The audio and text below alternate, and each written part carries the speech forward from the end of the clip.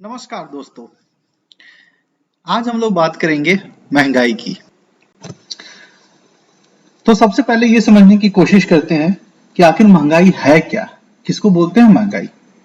अगर simple words में बोलें तो महंगाई का मतलब होता है जब आपके पैसे की खरीदने की जो क्षमता होती है वो कम हो जाए। चलिए इसको एक एग्जांपल से समझते हैं और मान लेते हैं कि 2020 में 10 रुपयों में आप 5 सेब खरीदा करते थे। अब 2021 को आते हैं और देखते हैं कि 2021 में उसी 10 रुपए से आप सिर्फ 3 सेब खरीद पा रहे हैं। इतनी महंगाई नहीं बढ़ी होगी, लेकिन जस्ट एक एग्जांपल है। अब हम 2022 का वेलकम करते हैं और देखते हैं कि 2022 में क्या हुआ। पता चला 2022 में मैं सिर्फ एक ही सेब खरीद पा रहा हूं। तो इस एग्जांपल में आप देख सकते हैं कि पैसे तो हमारे पास वही 10 रुपए ही हैं, लेकिन हर साल मेरी जो सेब खरीदने की शक्ति है वो कम होती चली जा रही है। इसी को महंगाई बोलते हैं। चलिए अब देखते हैं कि इंडिया में महंगाई कैलकुलेट कैसे होता है। इंडिया में महंगाई दो तरीके से कैलकुलेट होता है। एक को बोलते हैं सीपीआई, एक को बोलते हैं डब्ल्यूपीआई। सीपीआई का मतलब है कंज्यूमर प्राइस इंडेक्स और डब्ल्यूपीआई का मतलब है wholesale price index. Okay, हम लोग कंज्यूमर प्राइस इंडेक्स की बात करते हैं। कंज्यूमर प्राइस इंडेक्स का मतलब होता है जब हम जैसे आप जैसे लोग जब सामान को खरीदते हैं तो उसमें कितनी बढ़ोतरी हो रही है दामों में। लेकिन हाँ, ये एक पैरामीटर पे नहीं होता है, ये एक बड़ा सा एक्सरसाइज है। आप देख सकते हैं कि इसमें बेसिकली 6 ग्रुप बनाया गया है और उसको एक वेटेज दिया गया है और उस वेटेज को हम लोग कैलकुलेट करते हैं एक बेस ईयर से। बेस ईयर क्या है? बेस ईयर अगर हमें किसी से तुलना करनी है तो तुलना करने के लिए एक और कुछ होना चाहिए। तो जिस साल से हम तुलना करते हैं उसको हम लोग बेस ईयर मानते हैं। अब इसको भी एक एग्जांपल से हम लोग समझने की कोशिश करते हैं। मान लेते हैं कि 2015 में जब हम एक बास्केट ऑफ फूड लेते थे, खाने पे जो हम खर्चा करते थे, आप जो एक इंसान है, मिस्टर राम हो गए, मिस्टर श्याम हो गए, कोई भी है, 2015 में जो भी खाना खाना होता था, चावल, दाल, गेहूं, पिज्जा, सब चीजें, वो 120 रुपए में आराम से हो जाया करता था। थोड़ी सी बुरी आदतें भी थी, पान टबैको खा लेते थे, उसमें 20 रुपया ही खर्च होता था। अभी जीने के लिए जो कपड़ा है वो भी 40 रुपए में सबका हो जाता था। हाउसिंग पे 90 रुपए का खर्च करना पड़ता था, फ्यूल पे 50 रुपए का और बाकी चीजों पे 104। तो टोटल 424 रुपए उनको चाहिए थी अपनी पूरी जरूरत के लिए। इतने में हो जाता था। इसके ऊपर अगर कुछ कमाई हुई तो वो सेविंग में चला जाता था। हम सिंप्लिसिटी के लिए मान के बैठते हैं कि सब एक एक यूनिट है, ठीक है। तो उनको जो टोटल कॉस्ट बनेगा वो वेटेज से देखते हैं। 120 रुपया खाने पे है तो महंगाई नापने के लिए सबसे ज्यादा इसको वेटेज दिया गया है। तो टोटल कॉस्ट 120 का 45% 55 रुपया हुआ। हम एक यूनिट कॉस्ट पे ला रहे हैं। अब हमें कंपेयर करना है तो दोनों को समान रूप में लाना पड़ेगा। 100 रुपए पे देखते हैं कि भाई 100 रुपए में क्या कितना हो रहा है। तो ये देखिए, आप 100 रुपए करने के लिए क्या कर रहे हैं, हम लोग जो मेरा प्राइस था उसको वेट से मल्टीप्लाई कर रहे हैं। तो मतलब अगर राम बाबू 100 रुपए कमाते थे तो 55 रुपए खाने पे खर्च करते थे, 50 पैसे पान टोबैको पे, 2 रुपए फुटवेयर पे, 9 रुपए हाउसिंग पे, 3 रुपए फ्यूल पे और 29 रुपए बाकी चीजों पे, और 100 रुपए में हो जाता था। अब हम देख सकते हैं कि जहां पहले आउट ऑफ 100 55 रुपए में मेरा फूड हो जाता था, अब मुझे 103 रुपए करना पड़ रहा है। तो अब हम लोग कैसे कैलकुलेट करेंगे CPI? Current year minus base year divided by base year. तो अगर मैं इस तरह करूं, 188 माइनस 100, 88 रुपए डिवाइडेड बाय 188%। तो इससे हमें ये पता चला कि भाई इस साल तो अब बेस ईयर से इस साल 88% का इन्फ्लेशन हो गया है। मतलब 100 रुपए अब काफी नहीं रहे। 100 रुपए में 88 रुपए मुझे और देना पड़ेगा उसी लाइफस्टाइल को जीने के लिए, उन्हीं खानों को कंज्यूम करने के लिए और वैसे ही रहने के लिए। अब देखते हैं भाई, महंगाई हो तो गया, कैलकुलेट भी कर लिया, लेकिन इसका इफेक्ट क्या हुआ? महंगाई अच्छा है बुरा है क्यों है? वैसे तो कोई भी नहीं बोल सकता महंगाई अच्छा है, इतना तो सबको पता है महंगाई अच्छी चीज नहीं है। क्यों? क्योंकि उससे भाई हमारी जो परचेसिंग पावर है घट रही है। लेकिन किन किन पैरामीटर्स पे होता है? अगर मैं इकोनॉमी की बात करूं तो सबसे पहले तो बैलेंस ऑफ पेमेंट। अब वो एक एग्जांपल से समझते हैं। मान लेते हैं कि जब बाहर के लोग $1 देते थे, या बाहर अपनी करेंसी अभी डॉलर ही लेके चलते हैं, $1 देते थे, तो इंडिया से ₹100 का सामान मंगा पाते थे। अब 5 साल बाद वही ₹100 का चीज ₹200 हो गया है। उनके यहां तो महंगाई बढ़ी नहीं, तो उनके यहां तो $1 ही रह गया। लेकिन जहां वो ₹100 के लिए $1 देना चाहते थे, अब उनको दो देना पड़ेगा। तो वो लोग बोलते हैं कि भाई अब यहां से लेंगे नहीं, तो एक्सपोर्ट कम हो जाएगा। जहां वो 10 चीजें मंगाते थे, वहां वो 5 मंगाएंगे। क्यों? क्योंकि महंगाई दुगनी हो गई, तो वो भी आधा लेने लगे। तो हमारे यहाँ जो इनकम होना था, जो पैसा आना था, वो घट गया। और एक्सपेंडिचर जो आउटफ्लो है वो बढ़ जाता है। क्यों? क्योंकि पहले आप ₹100 में $1, अगर वो $1 देके ₹100 का सामान ले सकते थे, तो आप भी ₹100 का देके $1 का सामान ले सकते हैं। अब गोइंग फॉरवर्ड आपके पास 200 हो गए हैं, तो आप $2 का सामान ले सकते हैं। इसका मतलब आप बाहर की चीजों को ज्यादा मंगाएंगे, तो अपना खर्च बाहर ज्यादा भेजेंगे। तो इस आमदनी अठन्नी, खर्चा रुपया। तो इससे क्या होता है, बैलेंस ऑफ पेमेंट आपका बढ़ जाता है, जो कि एक अच्छी बात नहीं है, नहीं होनी चाहिए। अभी इंडस्ट्रियल ग्रोथ पर भी बहुत असर पड़ता है, और इससे हम जैसे लोगों को फर्क पड़ता है। वो कैसे? अभी आप देखेंगे तो जैसे जैसे महंगाई बढ़ती चली जाती है, तो जो इनपुट होते हैं जिनसे कि बनाते हैं, रॉ मटेरियल होता है, वो महंगा हो जाता है। अब ठीक है, अभी महंगाई बढ़ गई है, तो जहां पर एक मजदूर को पहले मुझे ₹100 देना पड़ता था, अब मुझे ₹200 देना पड़ रहा है। अब मैं अपने सामान को पहले ₹500 में बेचता था, और उसको ₹100 देके ही मेरे बन जाते थे, तो मुझे ₹400 की कमाई होती थी। अब वही मजदूर मेरे से ₹200 मांग रहा है, तो मेरी कमाई 300 की रह गई। तो ये ₹300 हो गए। अब ये कमाई तो घट गई, लेकिन मुझे तो एज अ प्रमोटर या जो इन्वेस्टर है, वो बोलता है नहीं, मुझे तो ज्यादा ही कमाना है, ₹400 ही कमाने हैं। तो वो क्या करेगा, चीजों के दाम बढ़ा देगा। और एट द एंड क्या होता है, जो एंड यूजर होता है, हम जैसे लोग होते हैं, उसी को बियर करना पड़ता है। तो हमें और पैसे देने पड़ेंगे। तो हमारे पॉकेट में पहले जहां ₹200 थे, ₹200 में ₹10 का सामान खरीदते थे, और ₹190 बचते थे। हम मान लेते हैं वही ₹10 20 हो गया, तो मेरे पॉकेट में तो ₹180 ही बनेगा। तो मेरी जो परचेज करने की क्षमता थी और भी कम हो गई। ठीक है। और इससे अनएम्प्लॉयमेंट भी हो सकता है। कैसे होता है, जब बहुत ज्यादा महंगाई बढ़ती है, तो अभी कुछ क्षेत्र ऐसे हैं जहां इतना ज्यादा कंपटीशन है कि वो अगर प्राइस अपने प्रोडक्ट का बढ़ाएंगे तो कोई खरीदेगा ही नहीं। अभी आप पढ़ोगे चाय कॉफी, अगर चाय बहुत महंगा हो गया तो लोग बोलेंगे छोड़ो हम कॉफी पी लेते हैं। तो उस केस में क्या होगा कि जो प्रोड्यूसर है वो बोलेंगे नहीं हम तो बढ़ा नहीं सकते। तो अब लेकिन हमें मार्जिन भी, मतलब मुझे कमाना भी ₹7 है। ₹10 का चीज मैं बना रहा हूँ, ₹3 मजदूर को दे रहा हूँ, मेरे को ₹7 कमाना है। मजदूर ने मान लिया ₹5, तब मेरे पास हो गए बचे 5, लेकिन मेरे को कमाना 7 है। तो क्या करूं, मजदूर को हटा दो, जहां मैं 3 रखता था वहां 2 रख लो। अब वो मजदूर चला गया, तो अनएम्प्लॉयमेंट हो गया। जो बढ़ा सकते हैं, अब कि भाई मैं हूँ, अभी मोबाइल ऑपरेटर 2-3 ही है, वो तो पैसा बढ़ा सकते हैं। आप एयरटेल के पास जाओगे या रिलायंस के पास जाओगे, बाकी कोई ऑप्शन नहीं है, मोनोपोली है, तो आप दो दे भी सकते हो। लेकिन जहां पर बहुत है, तो वहां पर तो आप बोलोगे छोड़ो इसको, छोड़ते हैं दूसरे जगह चलते हैं। तो इस तरह से क्या होता है कि वो लोग कॉस्ट कटिंग करते हैं, जिससे अनएम्प्लॉयमेंट आती है। और आज के दिन में देख भी रहोगे पूरी दुनिया में हाहाकार मचा हुआ है कि भाई पैसे नहीं है हमारे पास, गूगल ने इतने लोगों को निकाल दिया, माइक्रोसॉफ्ट ने इतने लोगों को निकाल दिया।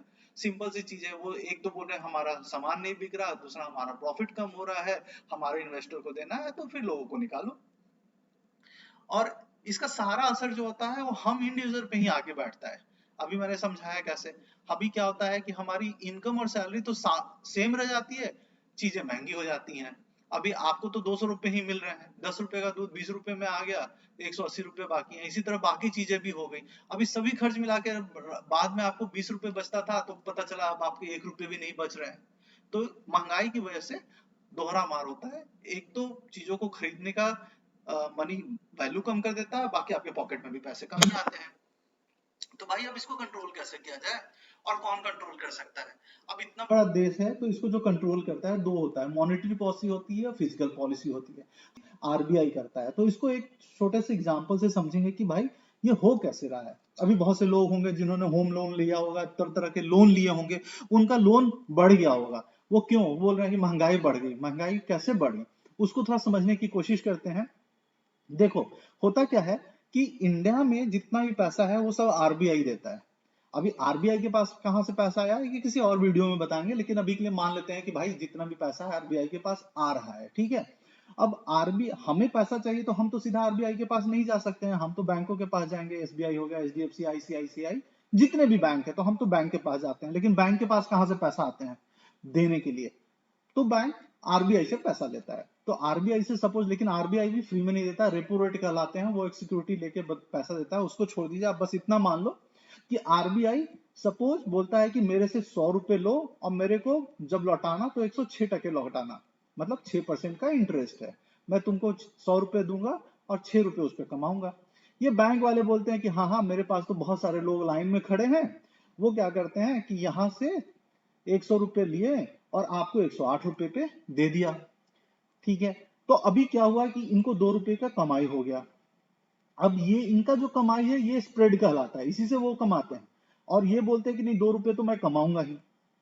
अगर अब गोइंग फॉरवर्ड क्या होता है कि महंगाई बहुत बढ़ गई। अब महंगाई बढ़ गई तो महंगाई का मतलब क्या होता है? महंगाई का मतलब होता है, और हाँ एक चीज यहाँ पर, एक चीज और मैं समझाने की कोशिश करता हूँ कि पैसे का वैल्यू घट कैसे रहा है, पैसे का वैल्यू क्यों घट रहा है, महंगाई हो क्या रही है। अभी एक एग्जांपल देता हूं, सपोज आपके मोहल्ले में 10 लोग रहते हैं, जिसमें से 4 नॉनवेज है, 6 वेज हैं। उस 6 में से 2 लोग ऐसे हैं जो कि नॉनवेज तो हैं लेकिन उनके पास इतना पैसा नहीं है कि वो जाके नॉनवेज खरीद सकें। अभी किसी दिन क्या हुआ कि उनकी सैलरी बढ़ गई या उनके पास कहीं से पैसा आ गया, तो अभी उनके पास भी पैसा है तो वो जाके नॉनवेज खरीद सकते हैं। तो लेकिन वो जो प्रोड्यूसर है, डिमांड और सप्लाई की मैं बात कर रहा हूं कि सप्लाई तो उतना ही है, डिमांड मेरा बढ़ गया। अभी जो नॉनवेज बेचता है वो हर दिन 2 किलो ही लेके आता है, 4 लोगों में आधा आधा किलो बांट देता है, एक दिन 5 लोग आ गए, अब वो क्या करेगा? तो उसमें से क्या हुआ कि वो जो पांचवा आया वो बोलता है कि भाई आप 10 रुपए में आधा किलो दे रहे हो, मैं 12 रुपए देने को रेडी हूँ, है ना। तो वो बोल रहा है कि हाँ क्यों नहीं, अब जब कोई मेरे को 12 रुपए दे रहा है तो मैं 10 रुपए में क्यों दूंगा। तो 12 रुपए अपना प्राइस बना दिया, जिसको लेना है ले, नहीं लेना है नहीं ले। तो इस तरह से महंगाई मेरी बढ़ गई। तो इस इससे क्या पता चला कि लोगों के पास पैसा बहुत आ गया है। जब सबके पास पैसा होता है तो एक छोटा अमाउंट ऑफ मनी बहुत सारी चीजों को चेस करता है, ये महंगाई है। तो आरबीआई जब देखता है कि लोगों के पास बहुत पैसा है तो वो मार्केट से पैसा सक करने लगता है, मतलब खींचने लगता है। वो क्या करेगा? अब वो करेगा कि वो ये देखेगा कि बाकी लोगों के पास पैसा जा कहां से रहा है। उसको ऐसा लगता है कि बैंक ही सबको पैसा दे रहा है, बैंक से पैसा जा रहा है, तो महंगा कर दो पैसे को। तब वो क्या करेगा, 6 की जगह 8% कर देगा।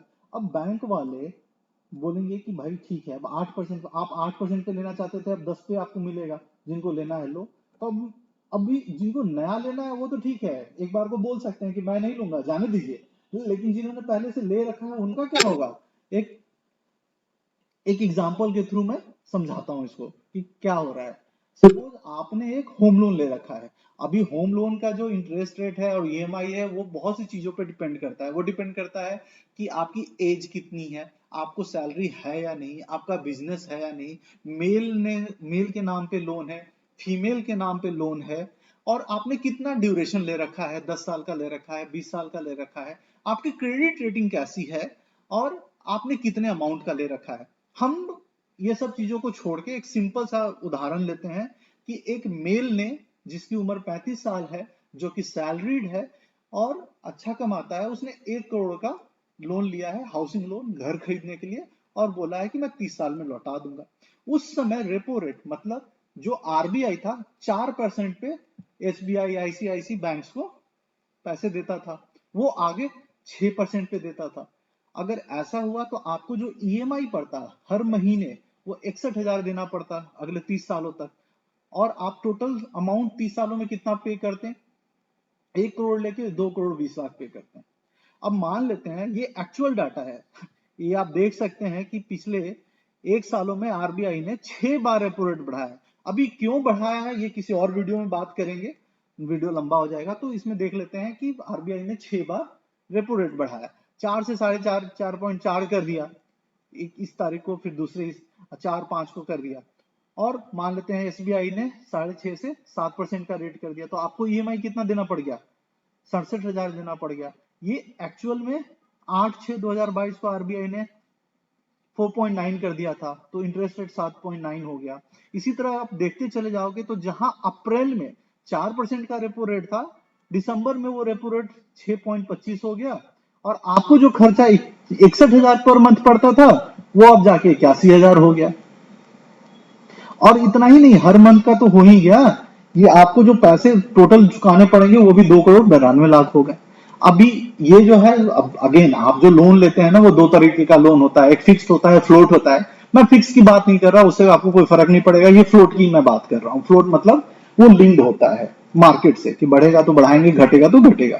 ठीक है, उम्मीद करता हूं इतना आपको अभी तक में समझ आ गया होगा।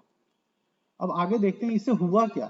अभी जहां आपको शुरुआत में अप्रैल में 61,000 दे रहे थे, अभी आपको 81 देना पड़ रहा है, तो जाहिर सी बात है आपका आपके पॉकेट में कितना भार पड़ा। इन दोनों का डिफरेंस जो आ रहा है, ऊपर से यहां तो डिफरेंस तो 6,000 का आ रहा है, लेकिन यहां से यहां अगर आप डिफरेंस देखोगे तो 20,000 का आ गया। और साल में 20,000 के हिसाब से आपका 1,20,000। अगर मैं मान लू कि थोड़ा थोड़ा स्टेप बाइज ही मैं बढ़ा रहा था, तो जहां आपको 61,000 से 67,000 हुआ, तो इन दोनों का जो डिफरेंस है वो 5,000 रुपये हो गया। मतलब एक क्वार्टर में आपको 5,330 रुपये ज्यादा देने पड़ गए, मतलब साल के 63,000 ज्यादा देने पड़ गए। यहां से यहां अगर आप देखोगे तो 2,708 रुपये ज्यादा देने पड़ गए, 32,000। अगर मैं टोटल की बात करूं, यहां से और यहां की बात करूं, इन दोनों को घटा दो, तो देखो कि 20,000 रुपये ज्यादा देना पड़ रहा है विद इन एक साल। और पूरे साल में आपके पॉकेट पे कितना असर पड़ गया? 2,40,000। आपके आपकी सेविंग 2,40,000 से चली गई। तो ये है महंगाई। अब हम देखते हैं कि भाई ये हो क्यों रहा है, महंगाई है तो आया क्या, आज के दिन में क्यों है, और आरबीआई कंट्रोल क्यों नहीं कर पा रहा है। तो अगर मैं इसको मोटा मोटा बताऊं, तो आरबीआई आज के दिन में जो महंगाई है, पहला रीजन है कोविड की वजह से, जो चाइना में कोविड अभी रिसेंटली आया है। तो आप देखोगे चाइना बहुत बड़ा एक्सपोर्टर है, बहुत सी चीजों को भेजता है, सस्ता भेजता है। लेकिन जब कोविड आ गया है तो उसको लॉकडाउन करना पड़ रहा है। अभी चाइना सबसे ज्यादा सीमेंट भेजता है, आप इंडिया में रबड़ भेजता है, कॉटन भेजता है। तो ये रबर से आपकी स्लीपर्स तैयार होते हैं, चप्पलें बनती हैं, कॉटन से आपके टी शर्ट बनते हैं। तो चूंकि चाइना ने भेजना कम कर दिया, रॉ मटेरियल कम आना हो गया है, तो इंडिया में क्या हुआ, वो उन सब चीजों के दाम बढ़ गए, दाम बढ़ गए तो महंगाई बढ़ गई। दूसरा, रशिया वॉर है। रशिया वॉर से क्या हुआ, रशिया सबसे ज्यादा एक्सपोर्टर था आपका पाम ऑयल का, और दूसरे ऑयल जो होते हैं, जो कि आपके डिटर्जेंट्स में पड़ते हैं, साबुन में पड़ता है, और दूसरी चीजों में बनने के लिए होता है। अभी मैंने पहले भी दिखा है कि अगर इनपुट मेरे को ज्यादा पड़ेगा, तो मेरा जो बाहर का प्राइस है वो भी ज्यादा मैं दूसरों पे दे दूंगा, तो यहां से भी प्राइस बढ़ गया। और तीसरा है लिक्विडेशन। अभी क्या आप अगर देखोगे तो पिछले साल में कोविड के बाद यूएस ने $2 ट्रिलियन छाप के मार्केट में दे दिया, और ये माना जाता है कि 1 करोड़ से ज्यादा जो है बाकी के देशों में घूम रहा है। 1 ट्रिलियन से ज्यादा यूएसडी जो है बाकी के देशों में है। और इंडिया चूंकि उभरता हुआ सितारा है, बहुत सारी चीजें इंडिया में अच्छी हो रही है, तो जो एफडीआई एफआई की बात करते हैं, वो इंडिया में ज्यादा फ्लो हो रहा है। इसलिए इंडिया में पैसा ज्यादा है। अब जब पैसा ज्यादा आ रहा है तो लोगों के पास आएगा तो वो खर्च करेंगे। अब हर कोई खर्च करने जाएगा तो वही बात हो गई, एक मोहल्ले में 10 लोग हैं, 4 नॉनवेज खाते हैं, 2 का मन है, पैसे नहीं। तो आप देख सकते हैं कि ज्यादा लिक्विडेशन आने से भी महंगाई बढ़ती है। तो ये सारे रीजन थे।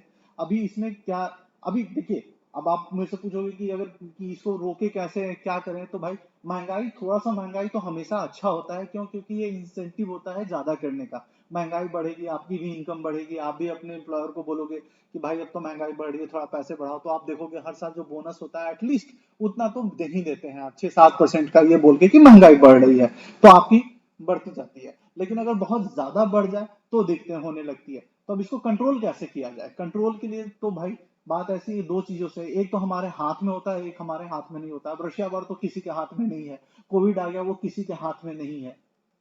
हमारे हाथ में क्या है? हमारे हाथ में है रिस्पॉन्सिबल ग्रोथ है। आप जो खर्च कर रहे हैं वो देख के खर्च करें। तो चलिए, उम्मीद है कि जो मैं समझाना चाहता था कि इन्फ्लेशन क्या है, हम पर कैसे असर पड़ता है, उसको कैसे रोका जा सकता है, तो ये आपको समझ में आ गया हो। धन्यवाद, इजाजत दें।